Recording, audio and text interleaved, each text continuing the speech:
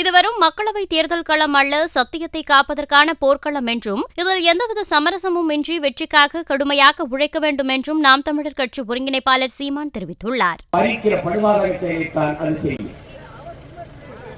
நீங்களே எண்ணி பாருங்கள், எல்லா வழியும் அவர்கள் எடுத்துக்கொண்டு போய்விடுகிறார்கள்.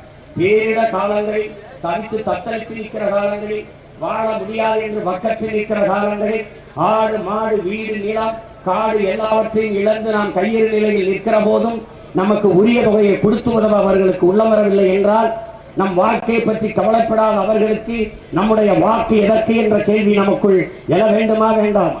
என்னுடைய இளவுக்கு அழாதவன் என் வீட்டு வாசலில் என் தெருவில் எதற்கு வருகிறான்? என்னுடைய ஓட்டை கேட்டு, என்னுடைய மதிப்புமிக்க உரிமையை கேட்டு என்கிற கோபம் நமக்கு எழ வேண்டுமா வேண்டாமா?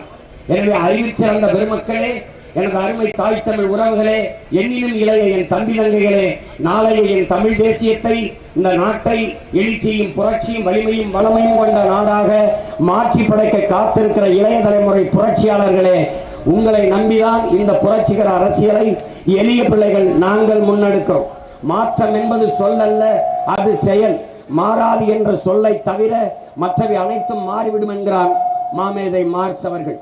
புரட்சி என்பது ஒரு தலைகீழ் மாற்றம். கீழே வரும், கீழே இருப்பவன் மேலே செல்வான்.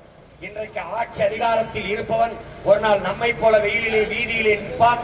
இன்று வீதியிலே நின்று கத்திக் கொண்டிருக்கிற நாம் ஒரு நாள் ஆட்சி அதிகாரத்திற்கு செல்வோம்.